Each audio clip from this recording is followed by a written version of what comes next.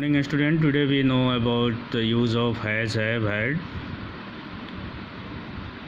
जब भी वाक्य में पास है या पास था का सेंस होता है सेंटेंस में, जैसे हरी के पास एक गेंद है, मोहन के पास खिलौने थे, that time we use has, have, had. The question is when we use has, when we use have, when we use had. Has is used with singular subject in present, have is used with plural subject in present, and had is used with all subject in a past. To be clear, has used with singular subject like he, she, it. For example, हरी के पास एक गेंद है, हरी के पास एक गेंद है. Here is है, it means it sentence say about present. That time we use has or have.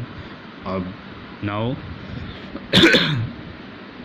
Hari is a singular, that so we use has. If here we plural subject, that time we use have. Hari has a ball. If you want to make it negative, Hari has not a ball. Has Hari A ball, यानी हरी के पास गेंद नहीं है. क्या हरी के पास गेंद है? Have used with plural subject like I, you, we etcetera. For example, हमारे पास एक कलम है. We have a pen. हमारे पास एक कलम है. Here is pass and it in present. इसमें सेंटेंस में क्या है? पास से सेंस हो रहा है, और ये है किसमें? प्रेजेंट में. प्रेजेंट से कैसे पता चला? है. जब भी सेंटेंस का जो टेंस होगा तो आपको और क्लियर हो जाएगा. जब टेंस में क्या? Present, past, future. सिंपली अभी now you know that if sentence and with है, अगर हिंदी का सेंटेंस है से ख़त्म होता है, या पता चलता है कि अभी वो काम है, अब भी है, तो वो क्या है? प्रेजेंट है. पास्ट मतलब था होता है सेंटेंस के एंड में, और वो अब से पहले की बात होती है. प्रेजेंट से पहले की बात होती है. फ्यूचर आगे की होती है सेंटेंस में, और पता चलता है कि वो आगे होने वाला, अभी हुआ नहीं है, फ्यूचर की बात है. That is future. जब आप टेंस करेंगे तो उसमें आपको ज़्यादा क्लियर होगा. Use of have, you know that plural with the plural subject I, you, we. For example, हमारे पास एक कलम है. We have a pen. हमारे पास एक कलम नहीं है. We have not a pen. हमारे पास कलम है? I have a pen. Now use of had. Earlier I say that had, when we use had, when sentence so about past, जब past के बारे में शो करे, that time we use had with any subject. It may be singular or it may be plural.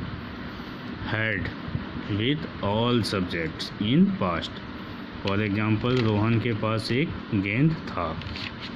Rohan had a ball. Rohan had not a ball. Had Rohan a ball. क्या रोहन के पास एक गेंद था? It means, I repeat, use of has, have, had. It become more clear when you make more and more sentences. I give some example, but you have to try similar sentences more and more. That improve your skills about use of has, have, had.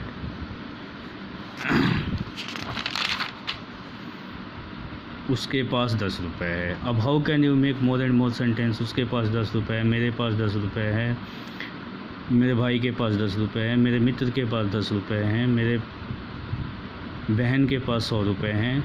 So you have to make it more and more with the help of one sentence. I give some example. According to you have to translate it. मेरे पास 10 रुपये हैं, रोहन के पास एक गाय है, हमारे पास एक अच्छी किताब है, etc. You have read it and use has, have. I repeat again that make more and more sentence if you want to improve your translation capacity.